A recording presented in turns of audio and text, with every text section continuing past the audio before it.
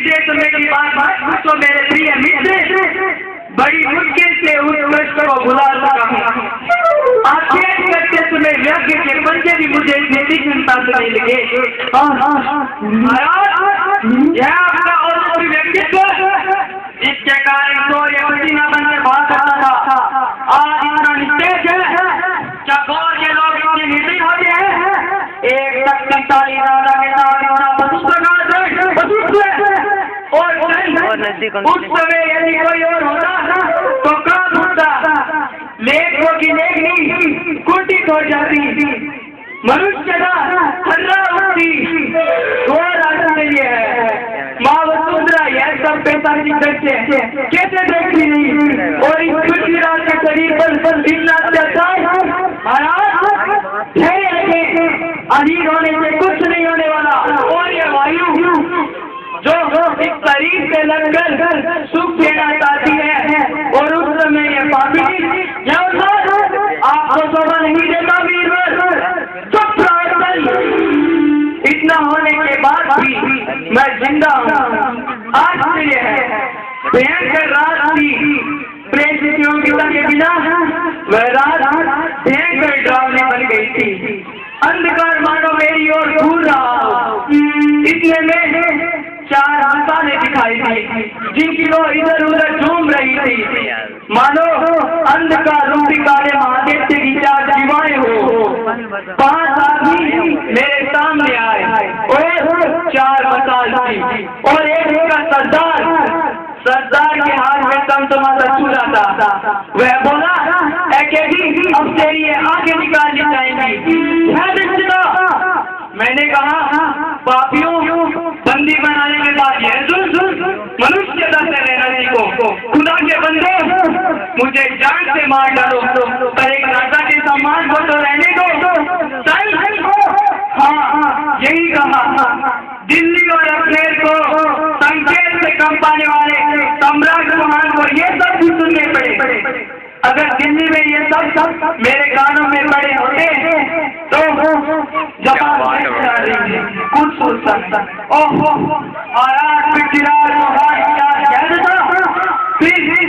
फिर सबने मिलकर मुझे पकड़ लिया, मेरे हाथ पांव बंधे थे, मैं बिल्कुल नहीं सहायता। जीवन में पहली बार, केवल पहली बार मैंने अपनी नामों को आंसू से भरा पाया। महाराज, आपका गला सूख रहा है, थोड़ा हल भी लीजिए। 2 गरम रोए की सलाखे मेरी नामों के पास आए गए, मुझे उनकी गर्मी अपनी नामों के पास आती हुई दिखाई थी। महाराज, अब आगे मत करिए, मैं नहीं सुन सकूंगा एक क्षण के लिए, और मेरी कुंडलियों को सुनाकर अब नहीं सुन सकूंगा यह बर्बरतापूर्ण अत्याचार। महाराज पृथ्वीराज और जिन आंखों ने क्रूर राजाओं को निषेध कर दिया, वे आगे रहने दो, मत कहो, अच्छा मत सुनो। पर इतना तो जान लो कि जिन आंखों के बैठे बड़े बड़े बादशाह भी भयकंपित थे, वे आगे अब नहीं जाने आगे।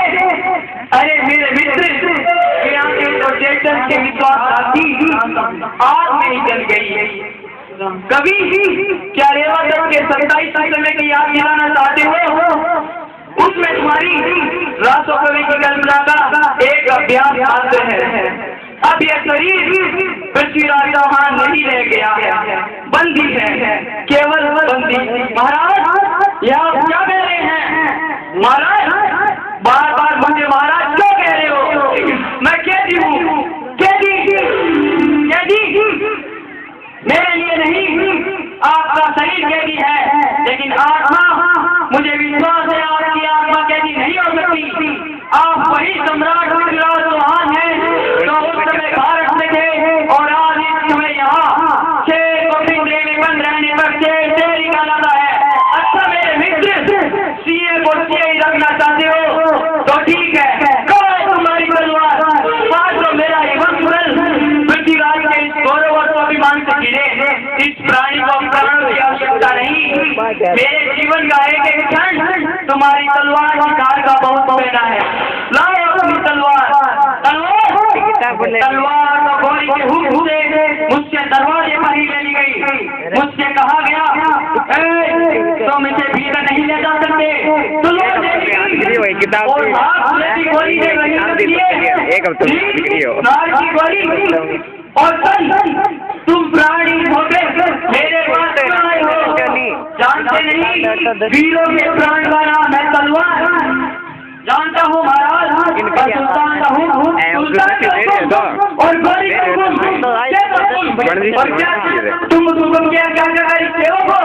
नहीं किंतु यह किताब जो मैंने आत्मा की तरह अपने सीने में छिपा कर रखी थी, जिससे मैं अपना काम कर सकता हूँ और मैं इससे सुल्तान को हार भी सकता हूँ। शाबाश मेरे मित्र, मेरे महाकवि दल, मेरे पास आओ, मैं तुम्हें अपनी छाती से लगा लूं। महाराज मैं देर नहीं करूंगा, यह कटार जल्द ही छाती में घुसकर तुमसे मुक्त कर देगी। यह कटार शीघ्र ही छाती में घुसकर तुमसे मुक्त कर देगी। तुम नहीं ऐसा नहीं हो।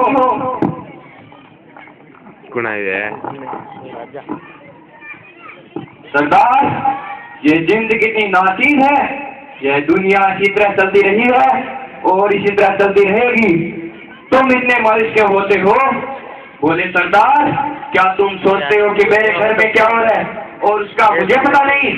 ये गौर का सुल्तान दीवारों पर भी अपनी दृष्टि रखता है। खबरदार सरदार, खबरदार।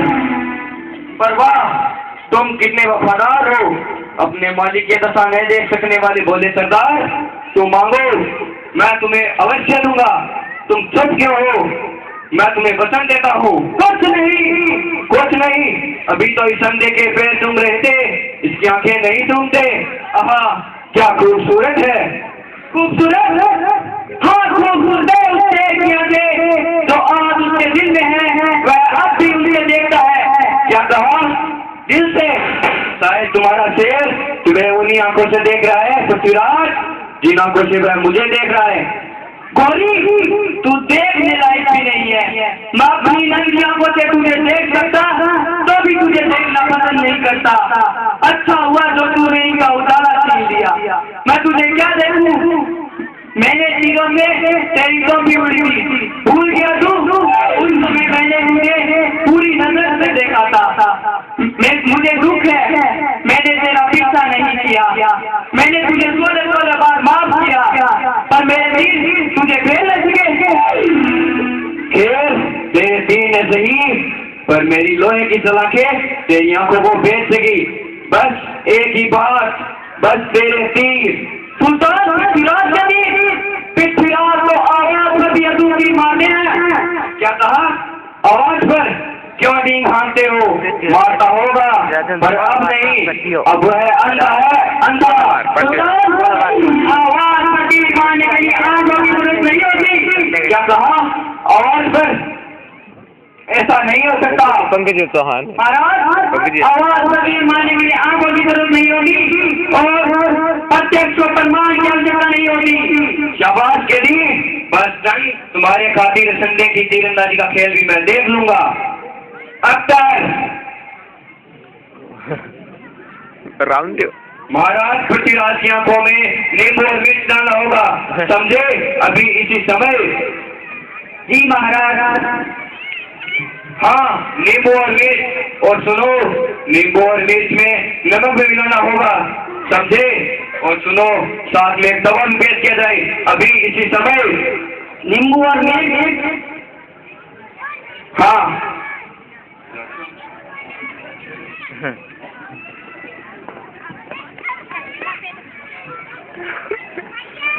डाल दिए खत्म।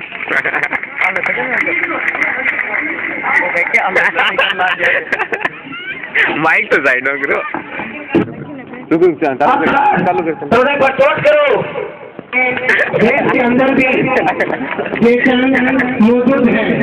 ये अलग अलग रूपों में हो सकते हैं, राजनीति में हो सकते हैं, भ्रष्टाचार के रूप में हो सकते हैं और शिक्षा के रूप में हो सकते हैं। आज हमें उन जय करना से सावधान रहना है। इसी भावनाओं के साथ इन भैया ने नाटक किया।